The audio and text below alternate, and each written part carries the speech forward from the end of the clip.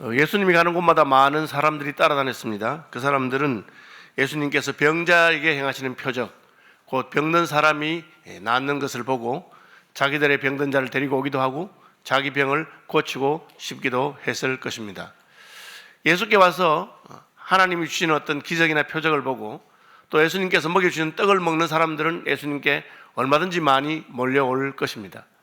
많은 사람이 몰려오는 것을 보고 우리는 이제 내가 드디어 인기인이 됐구나, 혹은 나를 따르는 사람들이 이렇게 많구나 하고 허무하게 생각할 수도 있을 것입니다. 오늘날 많은 사람이 모이는 것은 힘과 권력을 상징하기도 합니다. 아마 어제도 광화문에서 자기들의 주장을 내세우기 위해서 서로 다른 생각을 하는 양쪽에서 서로 많이 모여서 우리 숫자가 더 많다, 그렇게 주장한 걸로 알고 있습니다. 왜? 사람이 많으면 힘이 있고 힘이 있으면 그 힘을 가지고 권력을 누릴 수도 있기 때문에 그렇습니다. 이 민중들이 무슨 특별한 힘이 있거나 권력이 있는 건 아닌데, 오늘 본문 마지막에 보면 이 사람들은 예수님을 임금 삼으려고 했다고 되어 있습니다. 놀라운 일이죠. 지금부터 2000년 전에 백성들이 스스로 자기들이 원하는 사람을 임금으로 세우려 했으니까요. 어쩌면 예수님께서는 굉장히 흐뭇하거나 드디어 세상이 날 알아봐 주었다, 그렇게 생각할 수도 있을 것 같은데, 주님은 전혀 그렇게 하지 않고 그 사람들이 자기를 잡아서 임금 삼으려는 것을 보시고 그 사람들을 떠나가셨습니다. 왜? 예수님에게는 세상 사람들의 인정이나 환호나 박수갈채는 전혀 중요하지 않습니다. 예수님은 하나님 아버지께서 자기를 증언하시고 하나님이 인정하는 것으로 충분하셨기 때문에 그렇습니다. 그럼에도 불구하고 오늘날도 이렇게 사람이 많이 모이는 것에 대해서 마치 무슨 힘이 되거나 또 그것이 더 옳은 것을 증명하는 것처럼 착각하는 경우도 종종 있습니다. 심지어 예수 믿는 사람들 가운데서도 자기가 큰 교회에 다니는 것 때문에 마치 자기의 믿음이 좋거나 자기가 옳거나 한 것처럼 착각하는 사람들이 있습니다.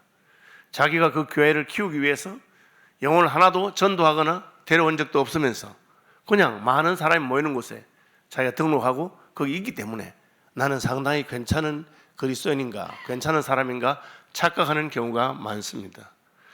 예수님에 있어서 많은 사람들은 자랑이거나 힘이 아니라 오히려 부담이고 책임감이었습니다. 예수님은 자기를 따르는 많은 사람들에게 그들의 수고하고 무거운 짐을 져 주셔야 했고 그들의 연약함과 병든 것을 감당하셔야 했습니다. 선자가 말한 것처럼 우리 연약함과 질병을 감당하셨다고, 그 예언이 예수님을 통해서 이루어지셨다고, 또 예수님이 내가 이렇게 하지 않으면 기록된 말씀이 어떻게 성취되겠느냐 하시면서 예수님께서는 그들을 돌보려고 하셨습니다. 우리가 자녀들을 생각하면 이게 분명합니다. 자식이 많은 것이 어떠합니까?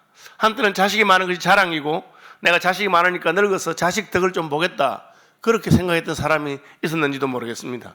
오늘날은 그렇게 생각하지 않습니다. 자식이 많으면 양육비도 들고 교육비도 드는데 내가 어떻게 감당하겠느냐, 그래서 점점 자식을 안 낳으려고 하는 그런 세대가 왔습니다. 제가 지난주에 시찰 원들과 함께 필리핀 보홀에 갔는데 거기에 백현두 선교사님이라고 계십니다. 그 이야기를 해보니까 너무나 놀랍게도 오늘날 필리핀에서도 더 이상 자식을 많이 낳으려고 하지 않는다고 합니다. 8명씩 10명씩 낳고 결혼도 10대 후반에 하고 했던데 이제는 20대 후반이 돼야 결혼하고, 결혼해도 자식을 하나만 낳거나 둘만 낳으려고 한다고 합니다. 왜? 자녀를 키우는 것이 쉽지 않기 때문에, 자녀를 돌보는 것이 많은 비용이 들기 때문에 그렇게 하셨을 것입니다. 여러분, 교회가 만약에 교회에 오는 사람들에 대해서 우리가 돌보고 또 우리가 그들을 도와줘야 한다고 생각한다면 사람이 많이 오는 것이 좋지만 않을 것입니다. 왜? 처음 교회 오는 사람들은 신앙이 어리고 또 아는 것도 없기 때문에 우리가 잘 돌봐주지 않으면 조금만 해도 마음이 상해서 교회를 떠나거나 교회에 상처를 입고 그렇게 합니다. 저는 그런 얘기 많이 듣습니다. 교회 새로 오신 분이 식당에 줄 서다가 마음이 상해가지고 다른 분들이 이렇게 좀 잘 돌봐주면 되는데 아이고 왜 이렇게 빨리 하지 못해요? 그렇게 말한다든지, 아니 늙은 사람이 뭘로 여기 와가지고 이렇게 줄 서 있어요, 뭐 이런 식으로. 그럼 갑자기 마음이 팍 상하는 겁니다. 그렇게 말하는 사람이 누군지 모르겠지만 참 철없는 사람이죠. 그분 왜 그렇습니까? 그분은 무리들처럼 그냥 교회 와서 내가 밥 먹고 교회 와서 내가 대접받고 다른 사람이 날 케어해 주는 건 좋지만 내가 다른 사람을 돌봐주고 내가 다른 사람을 어떻게 보살피고 하는 그런 마음은 없는 것이죠. 그야말로 아기와 같은 사람들입니다. 남아메리카 유명한 목회자였던 후안 카를로스 오르티즈 목사님이라고 계시는데 그분이 교회를 개척해서 몇 년 안에 500명 이상, 1000명 이상 그렇게 교회가 크게 성장하게 되었습니다. 그런데 목사님은 너무너무 피곤하신 거예요. 그래서 기도원에 가서 하나님, 제가 왜 이렇게 힘들고 피곤합니까? 그야말로 그냥 쓰러질 정도가 됐어. 하나님, 나 이렇게 수고하고 애쓰고 교회를 키웠는데 나는 왜 이렇게 피곤하지요? 그렇게 하니까 기도 중에 예수님께서 이렇게 응답하셨다고 합니다. 너희 교회가 언제 컸느냐? 우리 교회 숫자가 많이 늘었잖아요. 하니까 너희 교회는 큰 게 아니고 성장한 게 아니고 살이 쪘다. 그렇게 말씀하셨습니다. 왜? 다 영적으로 가난한 아이들만 모여있기 때문에 그 많은 숫자를 너 혼자서 돌봐야 하니까 그렇게 힘든 거다. 성숙한 교인들이 많으면 그렇지 않죠. 자녀를 낳아도 큰 딸이 이제 나이가 들면 동생들을 돌봐주고 큰 형이 동생들을 돌봐주고 그렇게 하는 것은 정상적인 성장을 할 수 있습니다. 그러나 가난한 아이들만 가득 있다면 참 어떻겠습니까? 그래서 예수님은 무리들 말고 따로 제자들을 키우셨습니다. 그리고 그 제자들이 예수님께서 하시는 일, 예수님께서 무리들을 책임지시고 예수님께서 무리들을 먹이시고 예수님께서 무리들을 돌보시는 그 일을 하시기를 원하셨습니다. 그래서 예수님은 제자들에게 이 사람들이 나를 따라온 지 제법 되었는데 굶주려 죽을 것 같겠다. 너희가 좀 먹을 것을 챙겨주면 안 되겠느냐? 그렇게 말씀하십니다. 예수께서 눈을 들어 큰 무리가 자기에게 오는 것을 보시고 빌립에게 이르시되 우리가 어디서 떡을 사서 이 사람들을 먹이겠느냐 하시니 그렇게 말씀하십니다. 우리가 어디서 떡을 사서 이 사람들을 먹이겠느냐, 우리가 먹여야 될까 말아야 될까 그런 걱정은 전혀 하지 않습니다. 우리가 이 사람들을 책임질 수 있겠느냐 아니겠느냐 그런 것도 안 하시고 그냥 어디서 방법만. 다시 말하면 이 사람들을 먹이는 것은 당연한 일이고 찾아와서 당연히 먹이고 어떻게 먹여야 되겠느냐 그렇게 물어본 겁니다. 참 예수님이 딱하시지요. 우리 식으로 생각하자면 형편도 안 물어보지 않고 사정도 모르시고 그냥 무조건 먹이라고 하는데 그래도 되겠는가 그런 생각이 들 수도 있습니다. 그렇지만 예수님이 그렇게 하셨습니다. 왜? 무리의 배고픈 것을 보셨고 무리의 필요를 보셨기 때문에 그것을 채워주려고 한 거죠. 저도 좀 젊은 사역자였을 때는 그렇게 철이 없었던 것 같아요. 학생들하고 성경 공부를 하다가 식사 시간이 다 돼갑니다. 그러면 내가 먹을 걸 줘야 된다고 생각합니다. 주머니에 돈이 있으면 구내식당이라도 가서 밥을 사 먹지만 돈이 없으면 집에 전화를 합니다. 임자 30분 뒤에 순면 갈 테니까 밥 차려 놓으세요. 저는 집에 무슨 쌀이 있는지 반찬인지 전혀 생각하지 않고 그냥 전화만 하는 겁니다. 그럼 참 딱한 사람이죠. 그러면 집사람은 집에 있는 거 다 털었어. 있는 것 없는 거 20명분을 어떻게 30분 만에 후닥닥 요리를 해서 차려 놓습니다. 그러면 그냥 학생들은 전혀 미안한 표정이 없이 있는 걸 다 먹고 다 먹을 뿐 아니라 좀 모자란 듯한 표정으로 목사님 더 없어요. 그럼 그때부터는 이제 싱크대 안에 있는 라면도 꺼내고 다 털어먹고 갑니다. 가고 나면 마치 메뚜기 떼가 썰고 간 같이 아무것도 없고 그 다음부터 뭘 먹어야 될지 모르는 그런 일이 생기는 겁니다. 그런데 지나고 생각하면 하나님이 그런 마음을 주셨으니까 내가 가르친 학생들을 먹여야 되겠다. 뭐 내가 있느냐 없느냐 따지지 않고 예수님이 그런 것 비슷해요. 야, 이 사람들이 지금 광야에 있는데 오래됐는데 너희가 어떻게 뭐 빵을 사든지 떡을 사든지 좀 먹여주면 좋겠다 이렇게 물었습니다. 예수님 답이 없었느냐? 답이 있습니다.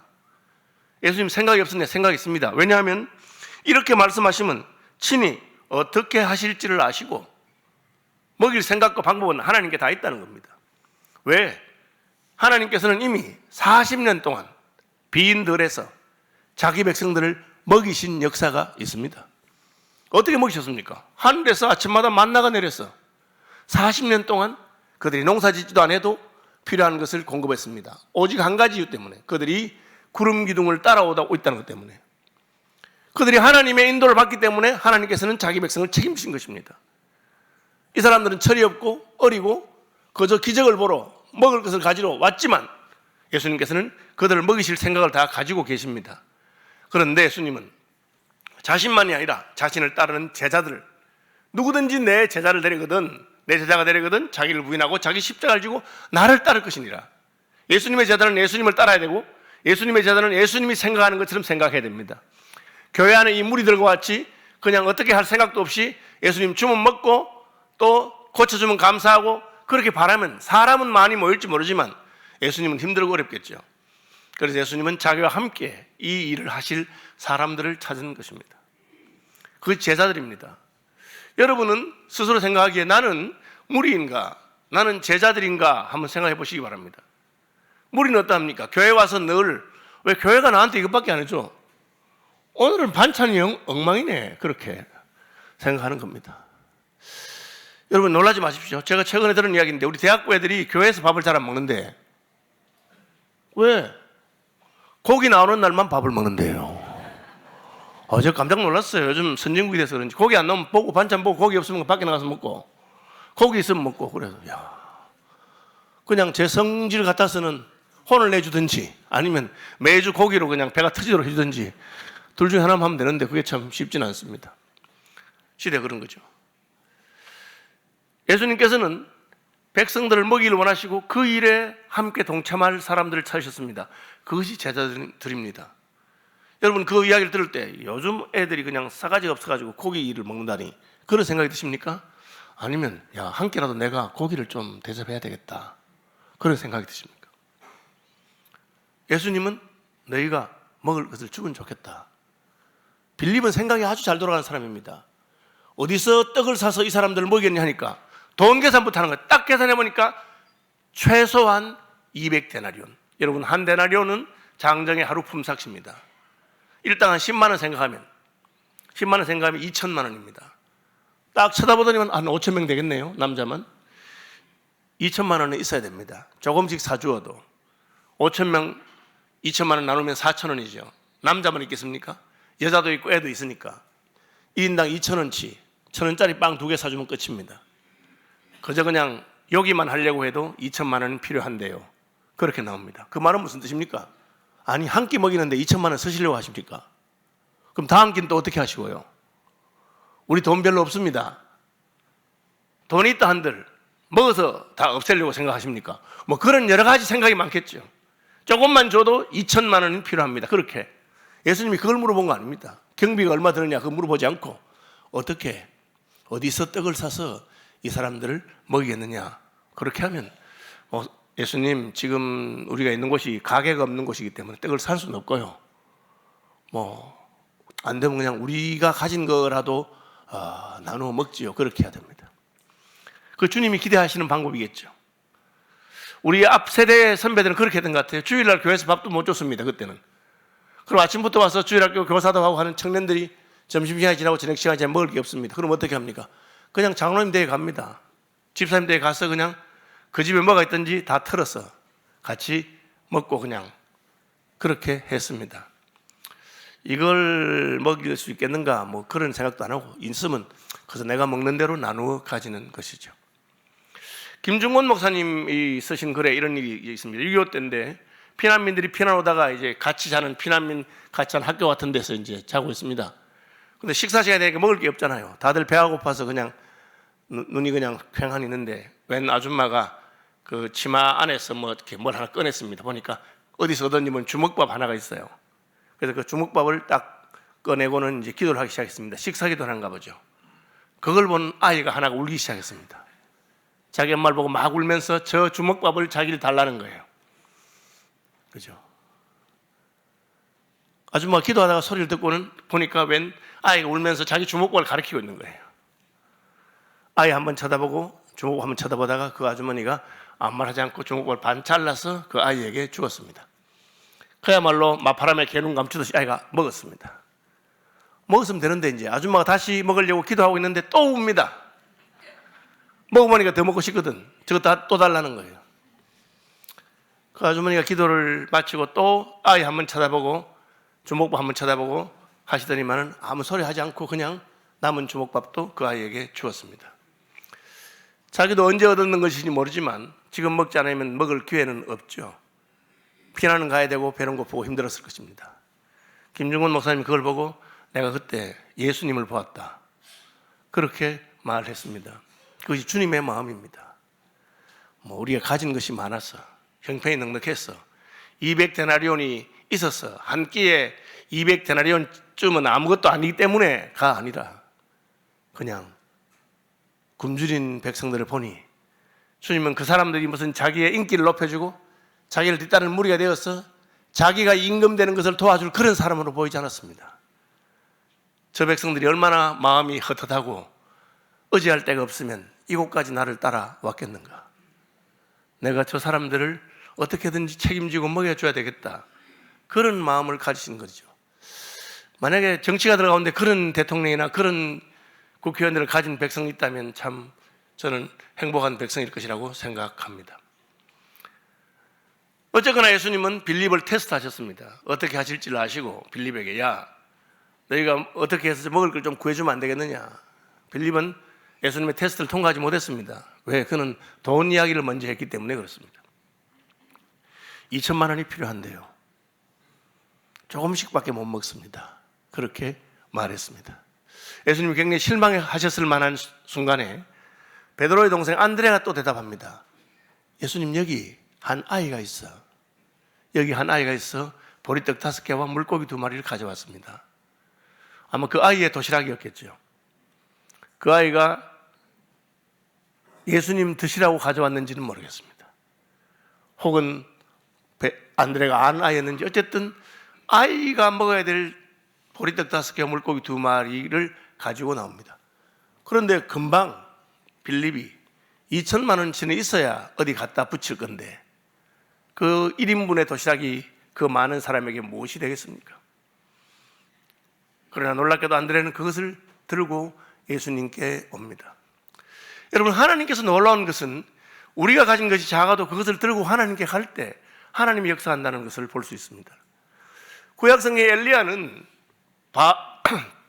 바알과 아스라의 우상과 싸우면서 아방과 이세벨이 엘리야를 죽이려고 했기 때문에 고국 이스라엘을 떠나서 시돈 땅으로 사렙다에 갔습니다. 거기 가니까 웬 과부가 물을 떠서 밀가루를 반죽하고 있는데 그것으로 떡을 구워 먹으려고 하고 있는 것 같아요.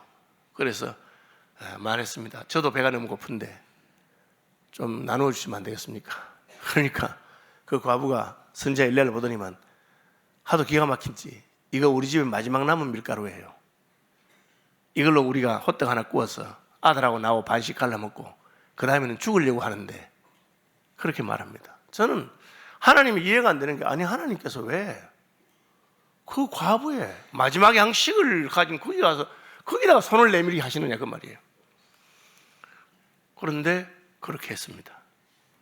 그 결과는 무엇이죠?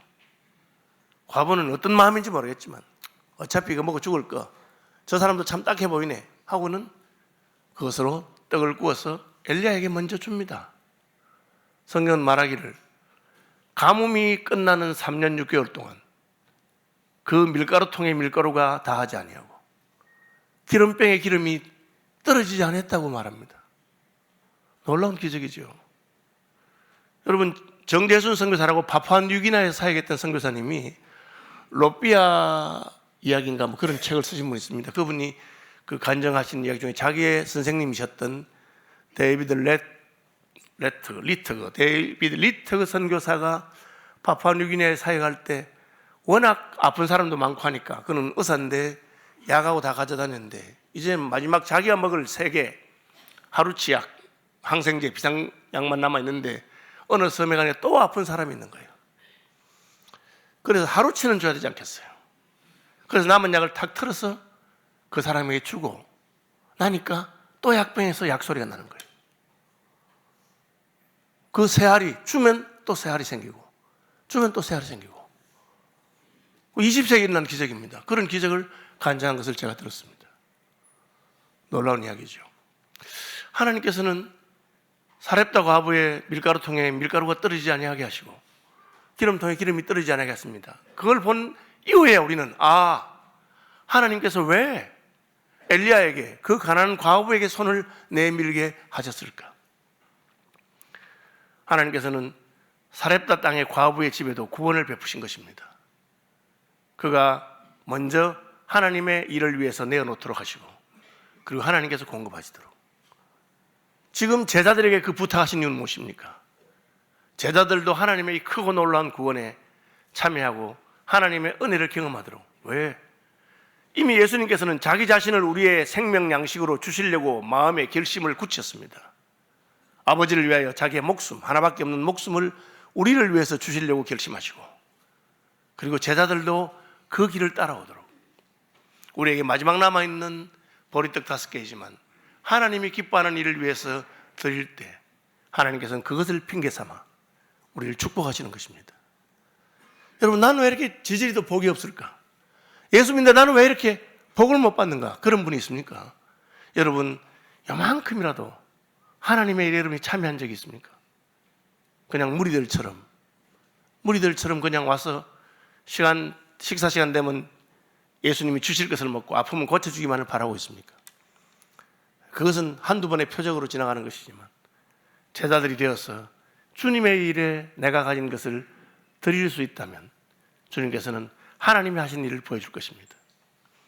40년 동안 광야에서 만나를 내리신 분이기 때문에 그 아이의 보리떡 5개와 물고기 2마리가 필요 없습니다. 그냥 하늘을 여셔서 하늘에서부터 빵이 떨어지게 하실 수도 있는 분이 예수님이십니다. 그러나 주님은 그렇게 하지 않으시고 주님의 제자들인 우리도 주님의 일에 동참하도록 하시는 것입니다. 여러분, 이것은 믿음의 영역이기 때문에 우리가 그저 듣는다고 해서 흉내낼 수 있는 부분이 아닙니다. 마지막 남은 보리떡 5개고 그건 아이의 손에 있는 것입니다. 그 아이의 손에 있는 보리떡 5개를 잡아서 예수님에게 갖다 드린다는 것이 어찌 쉬운 일이겠습니까? 안드레는 그 일을 한 것입니다. 저희에게 보리떡 5개가 그래도 남아 있습니다. 저희에게 그래도 물고기 2마리가 있습니다. 그까지만 했으면 안드레는 얼마나 칭찬을 들었을지 모르겠습니다. 그런데 한마디 더 했습니다. 속에 있는 이야기를 한 거죠. 그렇긴 한데 이까지 것이 뭐가 되겠습니까? 우리는 늘 그런 생각합니다. 주님이 꼭 원하신다면 드리긴 하겠습니다만은 이까지 것이 뭐가 되겠느냐고. 이 많은 사람에게 이걸 어디 갖다 붙일 수 있겠느냐. 우리는 그렇게 생각합니다. 주님께서 하시는 방법 보십시오. 만약 안드레가 그것을 줄 서 있는 5,000명에게 나누어 주었다면 10명이 지나지 않아서 떨어졌을 겁니다. 보리떡 5개니까 한 사람에게 반씩만 주어도 10명이면 끝나는 거 아니겠어요? 그런데 그것이 예수님께 들어가자 예수님은 그것을 받으시고 하나님 앞에 축사하십니다. 이 축사한단 말이 성찬식 때 축복하는 것 같은 단어를 썼어요. 유카리스테 사이 이런 단어인데 감사하시는 것입니다. 감사가 됩니까? 이렇게 줄 서 있는 입은 5,000개가 넘고 떡은 5개지만 그러나 하나님은 감사하십니다. 예수님은 감사하시고 그리고 5,000명이 먹게 됩니다. 무엇을 보여준 것입니까? 예수님이 자기 자신을 우리에게 생명의 떡으로 주셨을 때 그것은 5,000명이 먹고도 남는 기적을 일으킬 것입니다. 저는 어릴 때는 예수님 한 명 죽었는데 왜 우리 모든 죄가 사해지나 하는 것을 잘 이해가 안 된 적이 있습니다. 성경을 보면 볼수록 그것이 하나님이 하시는 방식입니다. 우리가 가지고 있는 그것을 하나님께 드리면 하나님 그 하나를 통해서 많은 사람이 축복을 받게 하는 것입니다. 아브라함이 100세에 난 외동아들 이삭을 하나님께 드리는 것을 통해서 오고 오는 세대의 수많은 아브라함의 자손들이 구원을 받고 복을 받게 하시는 것이 하나님의 방식입니다. 그래서 하나님은 자기 독생자 예수님을 이 땅에 보내서 우리를 위해 죽게 하시고 예수님이 자기 하나밖에 없는 천하보다 귀한 생명을 우리를 위해서 내주셨기 때문에 우리는 다 그 예수님의 생명을 누리면서 살 수 있게 되는 것입니다. 하나님의 구원 방식을 보여준 것입니다.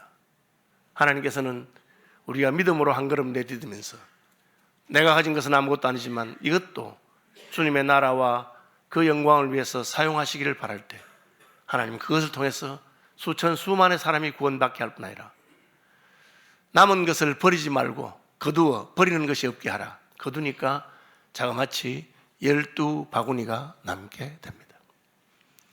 12바구니만 해도 아이가 내놓았던 보리떡 5개에 30배, 60배, 100배가 된다고 생각합니다. 하나님의 사역은 이렇게 놀라운 것입니다. 예수님께서는 자신이 친히 우리를 위해서 십자가를 지고 자기 목숨을 주실 것을 이미 결심하시고 그리고 제자들에게 말씀하십니다. 너희도 너희가 가진 것으로 하나님의 나라를 위해서 한번 서보라고 하십니다. 우리 믿음으로 그렇게 할 때 하나님께서는 그것으로 모든 사람이 먹게 하시고 그리고 남은 것도 12바구니가 되게 하시는 분이십니다. 여러분, 나는 왜 생전 오병이어와 같은 기적을 경험한 적이 없을까?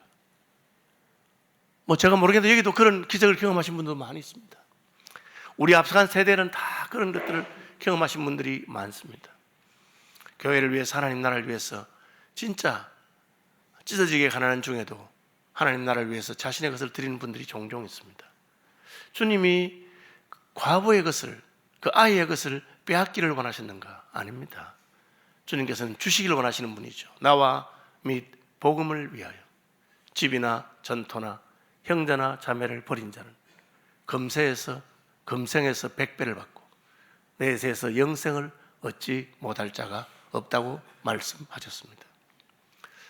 여러분, 옆에서 있으면서 예수님이 축사하셔서 보리떡 5개가 늘어난 것을 얻어먹는 줄에 서 계시지 마시고 예수님의 제자가 되어서 주님의 손에 여러분의 보리떡 5개를 드리는, 주님, 우리가 가진 것은 이것밖에 없습니다. 그러나 주님, 주께 드리오니 주께서 이것으로 주님이 원하시는 것을 하십시오. 그것이 예수님이 하신 일입니다. 아버지, 내가 이 죄인들을 구하기 위해서 줄 수 있는 내 생명은 하나밖에 없습니다. 하나밖에 없는 내 생명을 아버지께 드립니다. 아버지께서 받으시고 수천, 수만, 수억의 택한 백성들이 구원받고 살아난 역사 있게 하여 주옵소서. 그것이 예수님께서 친히 하신 일이고 또 우리들에게 도전하고 요청하시는 것입니다. 우리의 능력이 충분하기 때문에 세상을 구원할 수 있는 것은 결코 아닙니다. 우리 중에 아무도 세상을 구원하거나 한 명의 영혼을 구원할 수 있는 능력이 있는 사람은 없습니다. 그렇지만 우리가 주님을 신뢰하고 사모함으로 주님의 손에 우리가 가진 것을 드리면 주님께서는 그것을 가지고 하나님께 감사하시고 나누어 주는데 기적이 나타나기 시작할 것입니다. 저는 이런 유사한 기적을 많이 경험해 봤습니다. 대구에서 예배당 건축할 때 제가 우리 재정부 맡고 있는 집사님에게 우리 교회 돈이 얼마 남아있느냐, 200만 원이 있다 하시더라고요. 제가 200만 원 가지고 땅을 살 수 있는 계약금도 안 되고 복비도 될똥말똥 그런 돈이에요. 그러나 교회는 쫓고 예배당은 지어야 되고 그것을 들고 하나님께 기도하고 기도하니까 하나님께서 그 돈을 내 이웃 중에서, 이웃 교회들 중에서 제일 전도 열심히 하는 어느 목사님이 갖다 주러 가시는 거예요. 그분은 장날이 되면 노방전도 하시면서 사람들에게 욕도 얻어먹고 모욕도 하지만 변함없이 전도 열심히 하시는 분이었어요. 그래서 제가 그 돈 들고 갔습니다. 형님, 이거 아무 소리 묻지도 따지지도 말고 그냥 받으세요. 웬 돈이냐? 우리 교회 남은 돈 다 들어왔는데 하나님께서 복음 전하는 기뻐하시는 것 같아요. 복음을 위해서 쓰시고 우리도 예배당을 구해야 되니까 기도해 주세요. 여러분, 있는 것 200만 원인데 그걸 들여서 그러면 예배당 어떻게 짓겠어요? 그리고 그 한 달이 안 돼서 우리 교회는 아닌 분 2분이 1억씩 들고 왔어요. 목사님 예배당을 구하신다면서. 여러분, 거의 30년 전 이야기입니다. 그때 2억이면 작은 돈 아니에요. 저는 깜짝 놀라고 딱 생각하니까 200만 원 바쳤는데 하나님 100배로, 금세에서 100배를 주시는구나. 그래서 예배당 지었습니다. 저는 제가 특별한 사람이라 생각하지 않습니다. 저도 빌립처럼 생각이 많고 계산이 빠른 사람이고 저도 사람들을 보면 한숨이 먼저 나오는 사람입니다. 그러나 하나님이 기뻐하는 일을 하면 하나님께서 채우시는 것을 경험하게 됩니다. 서울시민교회가 장애인 사역을 위해서 여러 가지 힘을 쓰고 있습니다. 처음에 오니까 주간보호센터 하나만 있었어요. 지금은 어떻게 됐습니까? 우리가 운영하는 시설이 4군데나 됩니다. 4군데뿐입니까? 우리 교회에서 분립개척한 숲스토리, 숲교회에서는 5군데 시설을 운영하고 해외에도 1군데 시작했습니다. 그 5군데에서 운영하는 예산이 1년에 40억쯤 됩니다. 우리 교회 예산의 배가 됩니다. 놀라운 일이죠. 그야말로 빈손도 시작해도 하나님께서는 기뻐하는 일 할 때 그렇게 하십니다. 우리 교회 학사 여러분, 처음 시작할 때 많은 분들이 아니 공부하러 서울 올라온 애들 우리가 왜 방을 제공해 주나 그렇게 말씀하는 분도 있었습니다. 여러분, 요즘은 대학 학비가 없어 공부하지 못하진 않죠. 국가장학금이 좋아서 학비는 나라에서 다 줍니다. 그런데 서울에서 공부하려면 기숙사에 떨어지면 그야말로 갈 데가 없습니다. 그리고 기숙사는 1년밖에 안 해줘요. 신입생들을 위해서. 그런데 지금은 우리 교회가 아마 우리 교단에서는 학사가 제일 큰 그런 운영하고 있을 겁니다. 세월이 지나니까 저희 교회 대학부 청년부 출석이 120명이에요. 재적이 150명쯤 되고 청년부도 그 위에 출석이 80명 그래요. 그 외에 다니엘까지 합하면 여러분 뭐 200 몇십 명 됩니다. 우리가 많아서가 아니라 하나님께서 우리가 가진 것을 가지고 하나님을 위해서 하려고 노력하면 흉내만 내도 하나님께서 크게 위로하시고 갚으시는 줄 믿습니다. 하나님께서 저희들에게 믿음을 주셔서 그 믿음의 한 걸음, 주님 이게 뭐가 되겠습니까? 그러나 주님이 원하시는 일이니 주님 기뻐하는 일에 나도 참여하고 싶습니다. 그것이 우리의 보리떡 5개와 물고기 2마리가 될 것이고 예수님이 축사하셔서 여러분 크고 위대하고 놀라운 것을 하나님이 하고 남은 부스러기만 해도 12바구니에 되는 그런 은혜를 경험하시기를 주님의 이름으로 축복합니다.